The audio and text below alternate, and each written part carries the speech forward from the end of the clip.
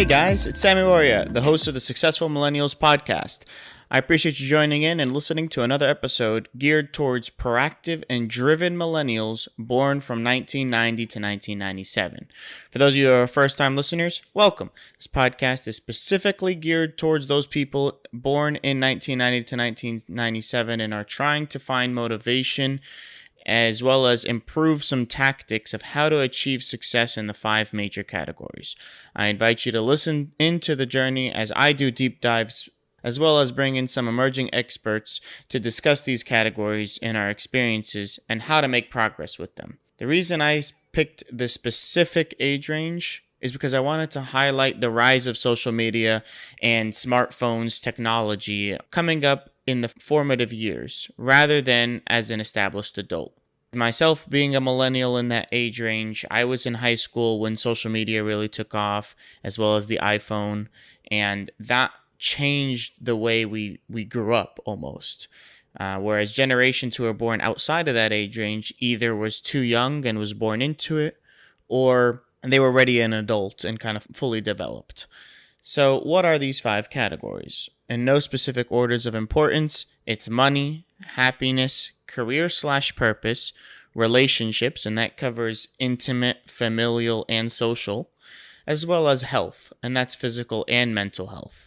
Guys, I would love it if you can give me a review or DM me on Instagram at FinanceZilla or email me at financezilla@gmail.com. I would love to hear your feedback as well as topics that you'd like to learn more on or things that I can do better. I am a big fan, as you probably have realized by listening to a few of these episodes, of continuous improvement. So anything that you guys would like to learn more on or things that I could do better on, please let me know. And if you could share it with just one friend who you think that one of these episodes can help them with, that would be greatly appreciated.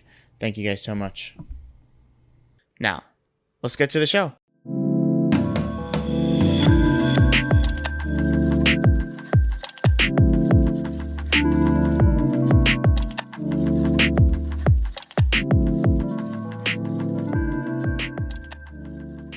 Doing well. I'm excited for this conversation.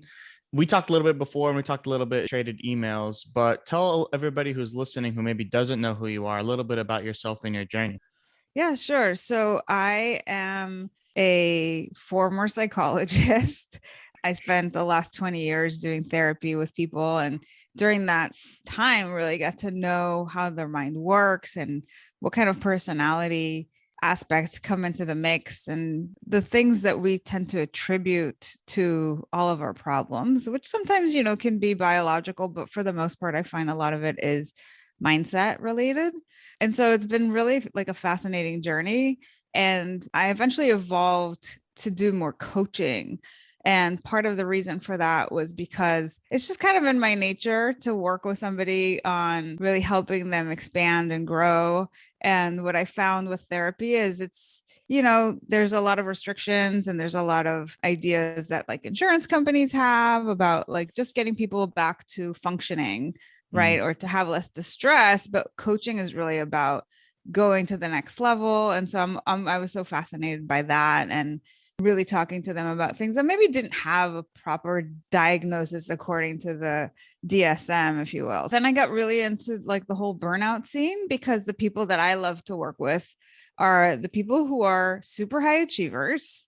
And what we see is that they tend to push themselves really hard. Mm-hmm. And sometimes in that process, they tend to burn out. And then they're kind of just floundering and they're wondering like, what got me here and what do I do about it? And then a lot of times what I find is either they have some misconceptions about what contributed to their problem, oftentimes being everything that's out there in the world, all those external factors. Sometimes that does come into the mix, but a lot of the time I find that we probably overstate that. And so a lot of my work is to help them have more self-awareness about what's actually going on. And then to really feel empowered to take some steps. And sometimes that means like learning new skills. And sometimes it means understanding more how our mind works and things of that nature so that they can start to do it differently and have a different result. Yeah, and you mentioned some of the external factors and then some of the maybe underlying internal factors that can cause maybe a lack of awareness, to state your words, I guess, a little bit differently. How Let's talk a little bit about the external ones first and then get Sure. those out of the way and see what the internal ones could be and how you can assess if you're on the verge of burnout. Yeah. So I think the most common things that people talk about is that they have an unmanageable workload. Mm, So, if you think about it, like the definition of stress is when we perceive things to exceed our resources, right? So it's like, if I have this perception that I can't get my work done in the time that I have, then I'm going to feel stressed out. And burnout is essentially just chronic stress, right? mm, And it starts to kind of tear us down, break us down. And so when you understand that, then it makes sense that if you've got now, sometimes it is like a perception, and sometimes it really is unmanageable given the parameters where, like, didn't matter who it was that was put in that position, nobody would be able to get it done, right? It's kind of like if you're a pilot and I say, I want you to go from the West Coast to the East Coast in an hour. It's not possible given the kinds of planes that we have today, right? So yeah, if you're that pilot and you're like, oh, I'm not going to be able to do that, then you feel really stressed out if that's the expectation and you're being held to that, right? But sometimes it's like, there are probably people that could do whatever the demands are. But for you, and I have a lot of clients that it just takes them a really long time to get their work done. And they think it's because they don't have enough time, but really it's because of internal factors we'll get into in a little bit that come into the mix. And just to kind of give you a preview, an example of that might be if you're a perfectionist, mm. right? Then everything takes you a lot longer because you're checking and double checking and triple checking, and it has to be just right. And so everything takes a lot longer. All of a sudden, you got this backlog of things and you're feeling overwhelmed because now you have less time to get them all done in. And so you're in that state of overwhelm, and then you feel stressed out. And over time, you start to feel really resentful if you don't understand that it's you that's contributing to that, because then you're like, my job is expecting me to do this thing that is impossible. Now I have to work late. So now you're burning the candle on both ends. And I have clients like that. They'll come in early, they'll stay in late. They're trying to get it all done. And, if you don't really know that there's perfectionism on board, you're like, well, why don't you advocate for yourself? Why don't you tell them it's not possible? But then you realize it's actually possible. It's just that they are taking so much extra time to get it done because of that internal standard. So that's an example. Another example of an external factor might be that maybe you don't have enough autonomy at work. And so if you have a boss, for example, who's micromanaging you, that might not feel like, especially if you're somebody who values freedom. So again, there's a lot of personality stuff that comes into the mix because it's like all about your values and how you operate and what's important to you. So for some people, freedom is really important. Mm-hmm. And if you're that kind of person, you don't like being micromanaged, that might not feel good. For other people, it's like, oh, I get like somebody who's like making sure I'm doing everything right. And that feels really great. And it creates the structure. And I really need the structure. So it's like very individual. So there's not like a one size fits all here, is really the message. But these are just common things.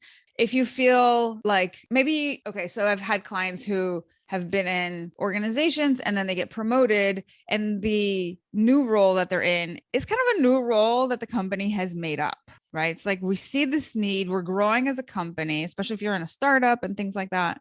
So we're going to design this new role and you're the person for that role. And then you're like, okay, cool. But what am I supposed to do? And they're like, we don't know yet. So you got to like make it up. You got to kind of figure it out on your own or as you go. Right. And so for a lot of people, that lack of role clarity can really bring up a lot of burnout, especially if you are the kind of person who needs the structure or who has, a lot of my clients have imposter syndrome. So they're like, if I don't know for sure that I'm doing everything that I'm supposed to be doing, then I'm living in fear that they're going to fire me because they're going to not be doing the right job. Yeah. Exactly. Right. So there's all these different things that can bring up, that are external, bring up burnout for people, especially over time. Right. Another big one that we've, been talking a lot about in the news recently is like racism, sexism, just all the isms, if you will, this has been a big thing more recently, but it's been in the workplace forever, right? So if you're sexually harassed at work, or if you're a woman and there's no space for you because when you're in a meeting, like all the guys are like flexing the muscles and they're talking over you, and like there's all kinds of versions like that. If you're colored and you work in a workspace that is like very white centric, then that could be a factor. So it's really so much of it is really the culture. And if there's a mismatch in the culture between like what you bring and what you value and what they are operating under, that's a huge concern for people, right? And that would be true not just at work, but like if you were dating someone and they were, the wrong fit, so fit is important, whether it's the culture at work or just even socially, like if you don't feel like it's a fit with your coworkers because maybe they're all really cliquey and they all come from this one part of the world, so they all get each other and you're on this other side, and like you don't feel like you have that collaboration or there's that openness. Like there's all sorts of factors that are social and cultural that come into the mix as well. Yeah, and I really like what you said in the beginning was like burnout is just chronic stress that eventually hits that tipping point, and now you're just over it, and it just like almost like you shut down. And I kind of experienced that in a couple of roles, and I was always like a high achiever that worked 60, 70, 80 hours, moved up because of that. Yeah. But then if it didn't move fast enough in my mind, then I was like, okay, let's find something else so that I can avoid that burnout. Or maybe it was like a little bit too late and I was burned out a little bit and then eventually left. But I guess what is important is when you assess that you're getting on the verge of burnout, or that you're a perfectionist like I am, and that you want to kind of counteract that, the first step is to know that that's you and that this is a problem that can eventually lead to burnout, I'd imagine. The second step is how do you kind of start retracing and not hitting that tipping point. So what are some of the tips that you kind of coach people on so that if they're nearing the verge of burnout, they kind of regress back and they limit some of that stress? Yeah. So I think you definitely hit it on the nail, where it's like, you first have to diagnose the problem. And because we said there's a whole number of external and internal factors, you have to know what is the source of your burnout so that you can have a proper quote unquote treatment for the problem. Right now, if let's say it's a cultural issue, as we just talked about, then all the work in the world that you're going to do on yourself isn't necessarily going to help you out. Right. Unless you're just like, I'm going to grow some thick skin. I'm not going to let this bother me. Like you could do that, but maybe it's just not the right place for you. And maybe you would thrive somewhere else where there'd be more acceptance of you and more celebration of your difference. And, why would you stay in a toxic environment? Right. So I'm not advocating for that. But what I find is that the majority of the time, it is those internal factors, which we just kind of skim the surface on. And if that's really what's bringing up your burnout, then there's work to do on yourself. And that's where you get to, like, as we talked about, learn some new skills or put some new practices into place that can really make a difference in the results that you're getting. So for instance, we mentioned perfectionism. Another one might be if you are a people pleaser, right? And what that translates into is that when people come and ask you to do something, you don't think about, right? You don't think about what you already have on your plate. You're kind of like, yeah, sure, I don't want to say no. And so you're taking on more stuff. And then you're like, well, I still have the same amount of time to get it done, but now I have more stuff to do. And now that this starts to feel stressful because now, as we talked about before, now there's more demands on my time, and that I perceive that to be really stressful because I don't know that I'm going to be able to do that, which means that maybe I stay up later and I sleep less, and then I come to work tired, and then I feel resentful. Right. And so we get into the spiral of this overgiving because you want to be the nice guy and you want to make sure everybody likes you, or because it's really hard to say no, or because you think that you should help other people, whatever your values are, right? There's a reason why we do what we do.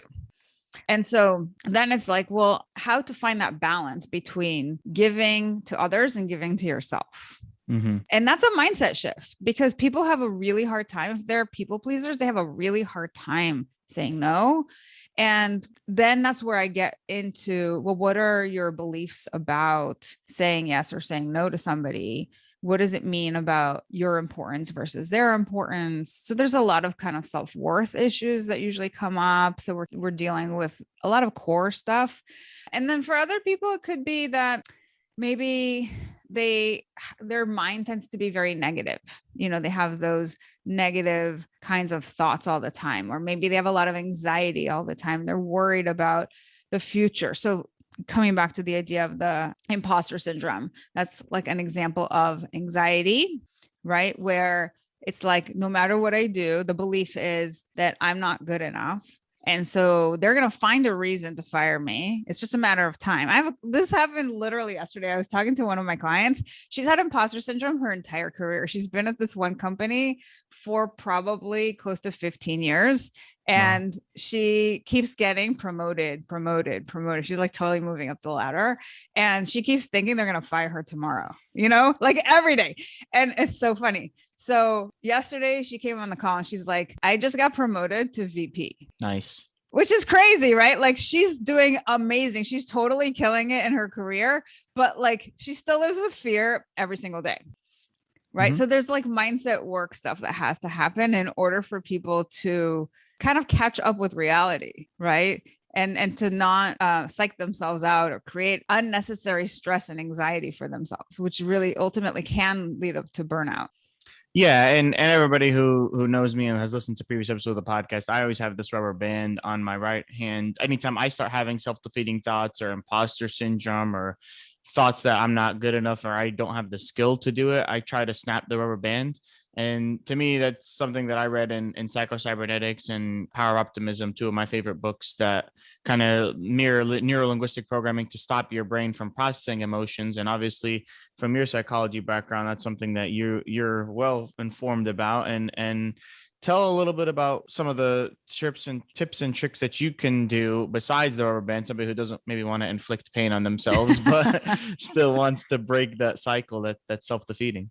I have tons and tons of tips. I actually wrote a book, which I released a year ago. It's called The 7E Solution to Burnout. So the 7 E's are basically like 7 different skills and things that people can do. But ultimately, I'll share one, which I think is perhaps one of the most powerful ones, which is emotional intelligence. And the way that I kind of break that down even further is thinking about your thoughts. Okay. So if you're somebody who really struggles with a lot of negative thinking, which creates stress or anxiety or overwhelm or irritability or whatever your negative emotion is, you can kind of tie it back to some sort of a thought that's going through your mind.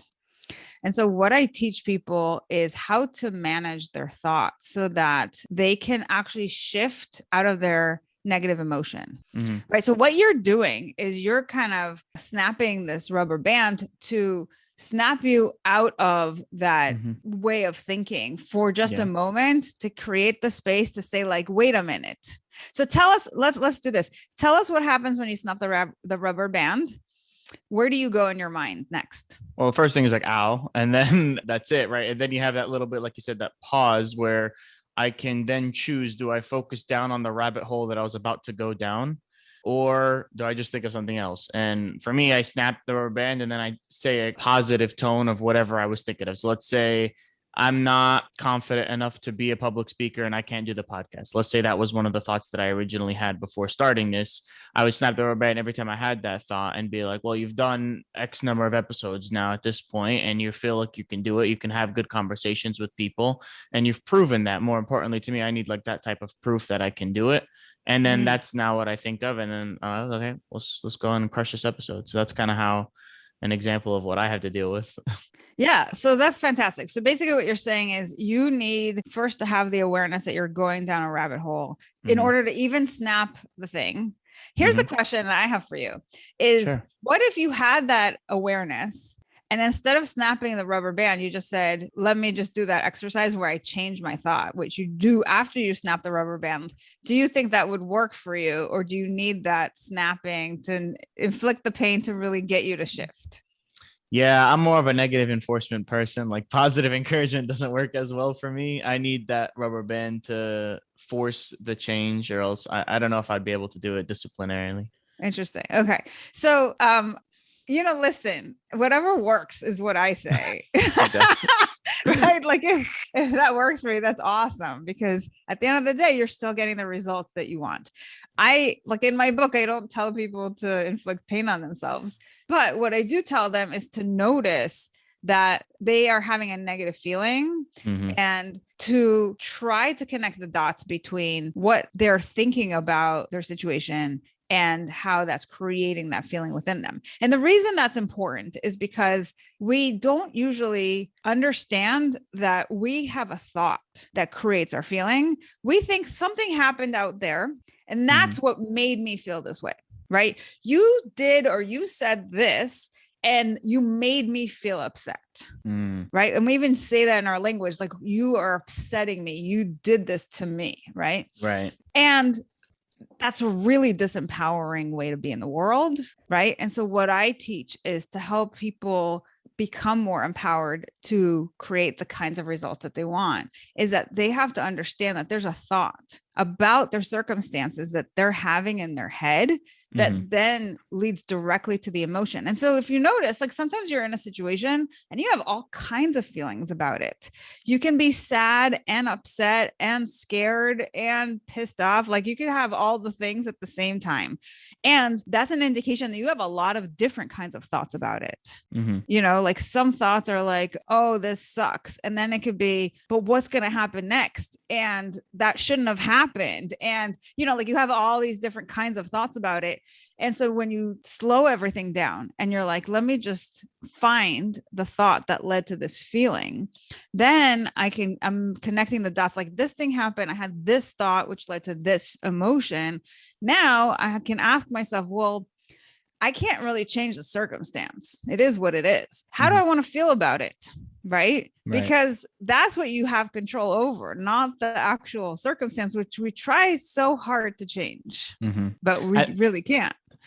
Now a quick word for today's show's sponsor. I'm normally not a fan of nice clothes. I like comfort over style, especially because I like being active often. Habits 365 is a brand that does both. The reason I'm excited to partner with them is because their vision is in line with this podcast. Their whole message is to preach consistent improvement by creating and maintaining continuous habits 365 days a year. That sounds exactly like what I like to preach, 1% better every day. It also helps that they promote positivity around important topics like mental health and wellness, which is one of the 5 categories, as well as social justice and much more. The fact that they employ mostly millennials and are run by 2 people who are in their 20s, like myself, is an added bonus.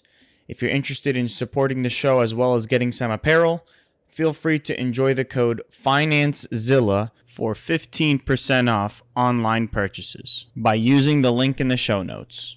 That's FINANCEZILLA for 15% off online purchases. Guys, water is super important for maintaining physical health, one of the 5 categories of the Successful Millennials podcast. Doctors always recommend at least 8 cups a day, and for every cup of coffee or tea, you should probably add another cup of water. Throw in things like pre-workout, creatine, and the fact that everybody just has different hydration needs based on, their body weight and gender, physical activity, etc. You should probably drink well over that 8 cups of water. Me personally, I drink like a gallon and a half a day. I just love water. I drink it with every meal. I drink it when I work out. I don't drink juices or anything else. That's why I'm excited to partner with the Coldest Water. They make water bottles that can preserve cold water and ice that won't even melt for 36 plus hours. Especially in the summertime heat like now, these bottles that come in different sizes are a great way to keep your water cold when running errands, hiking, or just so that you don't have to keep going to the fridge every now and then. Enjoy a personal code for 10% off on online purchases by going to the link in the bio and using the code FINANCEZILLA. That's FINANCEZILLA for 10% off online purchases. Now back to the show. Yeah, and I think that's also where some of the burnout comes in, or some of the stress, because you can't change what other people do. You can only change kind of what your reaction to that is. And the maybe it's not the fear, but the lack of control over the aspect of the circumstance itself is probably what I know stresses somebody out who maybe is more type A, or somebody who likes to be in control of things, and you're just not in control of certain circumstances. You're only in control of the reaction towards that. So Yeah. it sounds like a lot of the characteristics of a higher burnout or is a high achieving perfectionist, like somebody who wants to control the circumstance, somebody who has imposter syndrome, and the reverse type B is somebody who is more open and accepting. They don't seem to be as stressed out. I'm not saying that they don't have stress at all, but is the old adage of ignorance is bliss really something that we should all strive for? Because like I'm kind of getting around to that, but at the same time, like it's not how I'm wired. And I don't know, I guess, where's the balance between having that ignorance and living with a certain level of reduced stress versus being the person that I am and I'm comfortable being? Yeah, that's a really good question. And I would say that you can be really strategic about your ignorance in the sense that, like, one of the things I do is I try not to consume too much media. I try not to watch too much of the news because they're feeding you so much negativity. So I am willing to be a little bit ignorant about what's happening out there in order for me not to be stressed out and just filled with negativity, right? So that's a way of kind of choosing ignorance on purpose. But that doesn't mean that I'm an ignorant person. Like, I just choose what forms of knowledge I want to invest my time and energy in. So like the kinds of books that I read and the kinds of videos that I watch and the kinds of podcasts that I listen to and things like that, I get to choose. I'm not having somebody else create a playlist and say, like, here, we're feeding you this, and like that's your dose for the day. It's like, no, I create my own playlist, right? And I decide, like, based on what my goals are, what my values are, what I want to consume.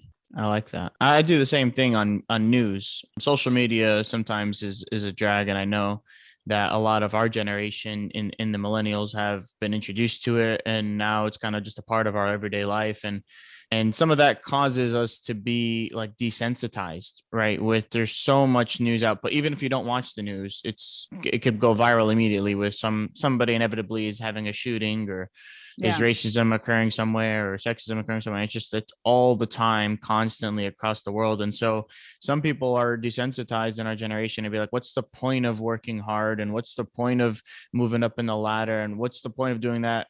The result will be, I'm going to get burnt out anyway. So might as well kind of have a less driven approach and enjoy life rather than kind of strive for success in any of the areas that we talk about here. So I know that's kind of like the easy way out, and I'm not a fan of it, but I know I can understand why people are like that, because it just seems like it's an unsurmountable kind of mountain of things to overcome. What would you recommend to people like that? Well, so, you mentioned, for instance, that you are a high achiever, and then you have the other end of the spectrum. You've got somebody who's like super driven, and the other end of the spectrum is maybe somebody who's like, what's the point? Like, just have an easy life. And I don't think like it's that black and white. I think there's like all kinds of gray shades in the middle. And so really my biggest question would be to the person, and there isn't like a right or a wrong, because like what's right for you may not be right for somebody else. But what I would like to know is what is driving your decision, right? Because you have reason for doing what you're doing, and you may not even be aware of it, but it's there regardless. And that's where we get into your belief structure, right? Your values, your personality, like something is driving you to do things the way that you're doing them. So if you are a high achiever, what is that about? And what is your definition of success? And that could be totally different from that guy who wants to take it easy, right? Because their definition of success is like, hey, like as long as I have enough money to pay the bills and I can like lay on the beach and totally relax, that's success to me. Whereas somebody who's more driven might be like, unless I become like president of the company and I'm making $1 million and I've got all the things, like then I'm not successful. So our definition is very much influenced by our values and our personality. And so you want to take a look at like, what are the underlying mechanisms? And sometimes there's this limiting belief that might be driving the show, which is like, I don't believe that I'm good enough. And so I have something to prove. And the problem, and so like I see a lot of people with this, and they actually can achieve amazing things in their life. The problem is that the belief doesn't ever change. So they're never satisfied, which means that they've never kind of arrived, right? It's like, it doesn't matter how much success you have and how great things are. It's like, it's this insatiable hunger because the belief is still like, yeah, but you did this, but you didn't do this other thing, or look at that guy and he's done more. And so like, if you live your life like that, then my question to you is, what does success really mean to you? And how did you come up with that definition? And is this really what you want? Like, if, you know, and we could do this exercise where it's like, if you were on, you know, on your deathbed and you're like, this is my life, this is what I've had, would you really be satisfied with the way that you went about it? And sometimes we need that perspective to be able to reflect back and say like, okay, well, if this is really all I have, or like, this is my last opportunity to really reflect on my life, like this doesn't make sense. Like, what is the point? Kind of coming back to your question, like, what is the point of driving so hard? Right now, for some people, they drive really hard because they're so passionate about the cause, right? It's like, oh, I love helping people. And so I want to maybe start a nonprofit, or, you know, make sure that people in Africa have drinking water, or whatever it is, you know, like somebody's maybe so passionate about the cause. So that could be a driving factor. For other people, it's really more about like proving their worth. For other people, it's about something totally different. And so, you know, I like to kind of find what are the nuances that are making you personally tick? What are the things that lead you to create your decisions in the world? And are those decisions really aligned with your values? Or are you kind of just so focused on proving yourself because you don't believe that you're enough, that you're kind of getting completely out of balance in other areas of your life? And that's why you're burning out. And that's a great segue into my question that I think we don't really cover enough, right? And values, maybe let's say you're super passionate about what you're doing, and maybe you're not, but you're passionate about helping others in the area that you're in. But then you say you get married and you have kids, right? Or at least one kid. And obviously our millennial age rangers, people who are single, people who are living with their parents still, people who are married, no kids, married with kids, married with at least one kid, you know, there's wide spectrum of everything in your mid 20s. But let's focus on the people with kids. Let's say, you know, they have work that they love, but then there's also the home life, which obviously they love, and they have kids that they have to raise. And that becomes some people's identity. Like they're a mom, they're a dad, and that's just who they are. How do you balance those two in the age-old work-life balance, but especially when you have youngins that you have to raise as well? So there isn't really one answer to that question, because again, it comes back to the person's values. And I mean, there are parents who are like, you know what, let somebody else deal with my kids. You know, they're in school, then they're in after school, then they've got the nanny, then they've got whatever. And then I just see them enough to just kind of check the box. And I get to focus on my career because I'm super passionate about that. Then there's parents that are on the other end of the spectrum. It's like, who needs to work? I got kids, you know, this is my life. And so that's totally cool too. And, you know, maybe you take 10 years out of your life or 5 years out of your life where you put your career on the back burner and you're like the parent, you know, and you're totally kid centric. Everything's about the kids. And maybe that fills you and you feel really fulfilled in life. And that's cool too. And then there's everything in between, right? So it really is a personal preference how you do it. And at the end of the day, I would just say whatever you choose, it just has to align with your values, right? It has to align with your values, because if you're not aligned, that's where you get burned out. Parents burn out all the time without work. Right? Yeah, I 100% agree. I've experienced it from friends and family members who do have kids. But let's say somebody who's in the middle. They like their job. They love their job. They don't want to put their career on a back burner, but they're not comfortable just checking the minimum boxes of being a parent. They want to be involved with their child. And obviously that takes hours and hours of time. And how do you avoid the burnout? How do you balance the two? So I think that you have to decide what that looks like, right? How much time do you want to spend? And what does that mean in terms of how much time you have for your work? Maybe it means that you scale back your goals for your career. Maybe it means that you work part-time, but maybe it means that you work full-time and you spend weekends with your kids, right? Like, so again, it's really up to you how you want to do it. And I know like when I had my first kid, I took an entire year to stay home. I was like, oh, this is the greatest thing. Like, I love being a mom. I love my baby. Like, I want to stay home. Like, who needs to work? Right. That got old after a while. And I was like, because I love working. I love what I do. Right. And so there's only so much time you can spend with a kid, at least for me, where it's like, okay, we're like hanging out and then we gotta do a bottle and then we gotta change a diaper. And like look, after a while, it's like, all right, I'm ready for some stimulation. Right. Exactly. And so for me, it was like, okay, I'm ready to like put my kid in daycare and go work. But that didn't mean I didn't have nights and weekends. I did, right? And then with my second kid, I was already in the workforce. I already kind of had everything going. And so then it was like, well, maybe just take a few months off, make sure that he's stable, make sure that he's like good to go. And then I put him in daycare and then went back to work. Right. And then it's the whole other story of like, so now you got 2 kids, or now you've got 3 kids, or now you get however many kids. Now it's like more than just like it's not just like kid, no kid, versus work. It's like there's this exponential factor that happens when you have more than one kid, that all of a sudden now you're really juggling things.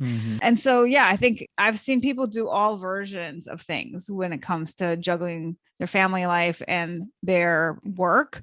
As a matter of fact, we were just watching, are you familiar with the Netflix show that Seinfeld has, which is Comedians in Cars Getting Coffee, right? Yeah. So he's there talking about his life. He's like, I got 3 kids and 2 dogs and 2 cats. And I think he was talking to Ellen DeGeneres, and she was like, oh, well, like, why do you have like these pets, for instance? And he's like, I don't do anything. Right. And you get this vibe when he's talking that he's just like interested in his career. He shows up every once in a while, but his wife does everything. She gets to decide that, she wants to have the dog and the cat, and like she's taking care of the kids and she's holding down the fort, and he's going off doing his thing.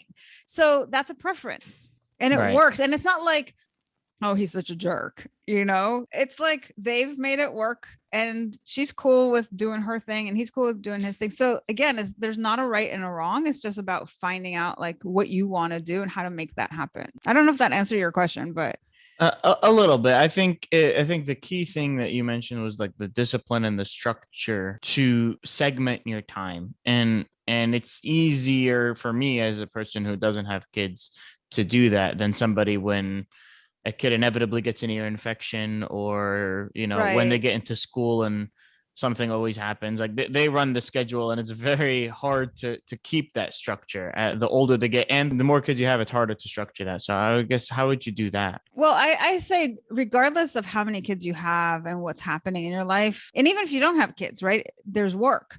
So then it's about balancing your personal life, whatever that means, and your work life. And I think if you're not really intentional and you're not carving time out ahead of time to do the things that help you stay in balance, then you're at risk for burnout. All right. So what that means is that you don't, because a lot of my clients are like, I don't have time to work out.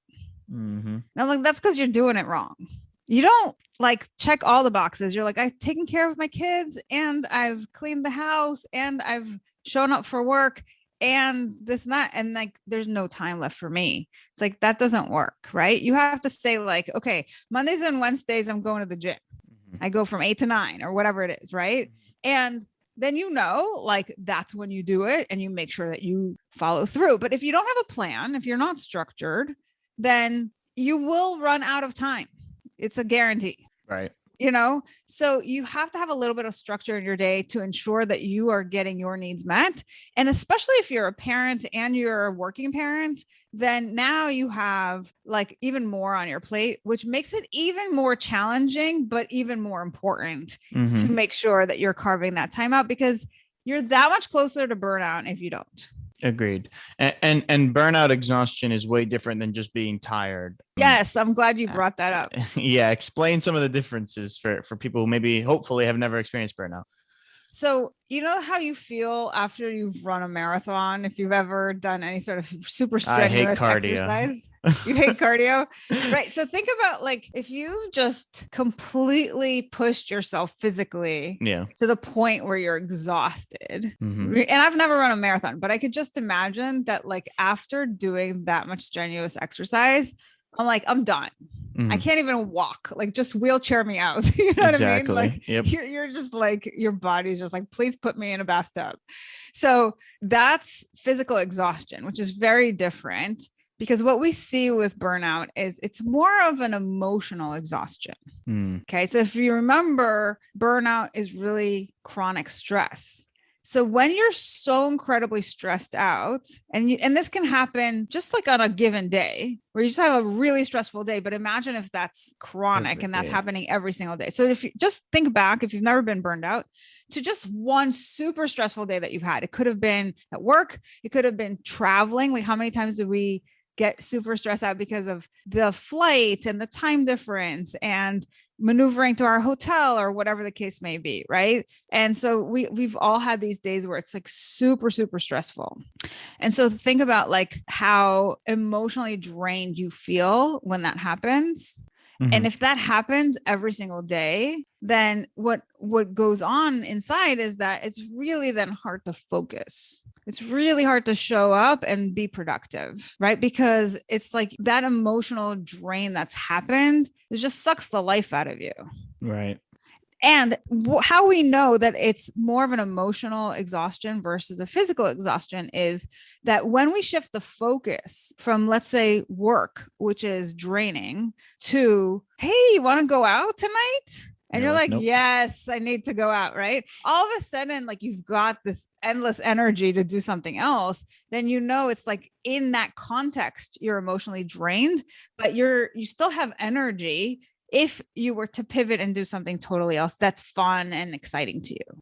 Yeah, I guess that's fair. And then the flip side is, I guess, if you've been extremely burnt out, you don't want to even do the other stuff, right? That's when like I would assume leave that toxic environment is the best approach. Yeah. And I've seen people who have symptoms that, you know, you could say are either depression or it mimics depression where they just can't get out of bed, right? They're just they've left their job, but now it's taking them months and months and months to recover.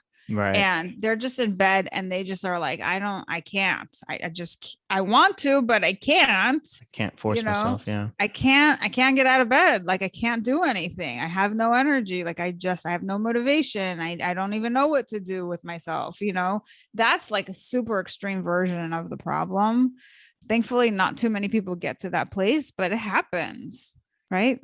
And so I want people to know what to look out for so that they can diagnose the problem early, because we often talk about feeling stressed out, but we don't often realize that what's happening is there's burnout in the process. Agreed. Yeah. I think we talk about stress and see that other people could be stressed out, but don't see it in ourselves very often until it's too late. And for people who do experience that and stuff like that, where would they reach out to you or somebody like that to kind of help themselves get over it?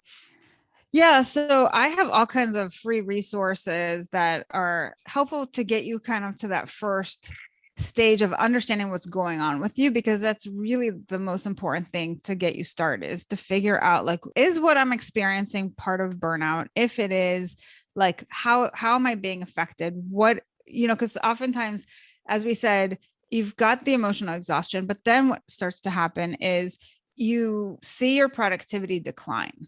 And that's because it's really hard to focus. You just don't have the energy. Maybe you don't have the motivation, whatever the case may be. And so oftentimes people then attribute that to themselves. And they say, there's something wrong with me. I used to be able to do this stuff and now I can't. And then they can continue to spiral out of control about like why it's happening, what it means about them. If you got imposter syndrome, can you imagine like where that takes you? Okay. Like now they're going to know that I really am not that great. And I'm going to really lose my job. Right. What I invite everybody to do is to really assess where you're at with regards to your burnout so that you can have more clarity and then take it from there. And so I actually created a burnout checklist, which I'm happy to share with your listeners. I would love that. Yeah, if you want to get access to that, it's bit.ly/my burnout checklist. And that's where you can really look at all the different symptoms, and it gives you a real checklist, and also like an indication of like, if that's happening, what you should do about it. Mm-hmm. And that's a great place to start. Awesome. I'll definitely have that link in the show notes for sure. And if somebody wants to follow up with you, where could they find you? Yeah. So if anybody wants to check me out, my website is drsharongrossman.com. And if they want to book a call and kind of chat about what's going on for them and see if the work that I do is a good fit, then they can go to bookachatwithsharon.com. So any of those are viable resources, and I welcome everybody to, connect with me. And if I can't help you, then I'm happy to share additional resources as well. I've got lots of things. And of course, there's the book if you want to kind of coach yourself through burnout. Mm-hmm. That is something that I definitely recommend, because I've created a whole workbook that goes with the book. So Nice. It's not just like a read where you get information, but you're actually taking yourself through a lot of the exercises. I really like that, because I try to end every podcast interview with one actionable tip exactly along those lines. So podcasts generally are information outputs and try to get motivation, but then they either get out of the car, they run their errands, or whatever they were originally doing while listening happens, and they don't actually take that tip with them. So what is one thing people could do today, right now, after finishing listening to this episode? Yeah, so I highly recommend getting the burnout checklist to get started. For people who have identify that this is definitely what's going on for them and they want to coach themselves, I recommend getting a copy of the 7E solution to burnout. And then for people who want more hand holding and want the coaching, then reach out to me at bookachatwithsharon.com. Awesome. Well, I'll have all those in the show notes, and I appreciate it, Sharon, for your time today. Yeah. Thanks for having me. Thanks. That concludes another episode of the Successful Millennials podcast. I'd love to hear your thoughts on this episode and which tip or trick you picked up on that you'll implement after listening to today's episode. Please don't forget to leave a like or subscribe on whichever podcast streaming platform you're listening to right now. Obviously, we're on all of them. And let me know what topics you'd like to learn more on or ask a guest on. And my email is going to be in the show notes. It's financezilla@gmail.com. That's the best way to reach out to me. If you have Instagram and you prefer to reach out there, I'm also quite active and I'll respond to DMs. It is at financezilla. Again, both of those will be in the show notes. Now, if you're wondering on how I got to where I'm at, where I was able to retire from corporate and kind of do this as well as invest and trade in the stock market, and you would like to learn more, kind of take control of your finances and therefore take control of your life and being able to do what you want to do, being financially independent, reach out to me via either of those ways and ask for that 30-minute free strategy consultation session. The link again will be in the show notes for that, and we can talk about how to live the life you want to live and make money doing it, as well as be comfortable and happy. That's, I think, the goal of everything. That's the reason why I started this podcast and why I do this consulting business. So reach out, let me know if I can help, and apply via the link in the show notes. Until then, talk to you guys next week.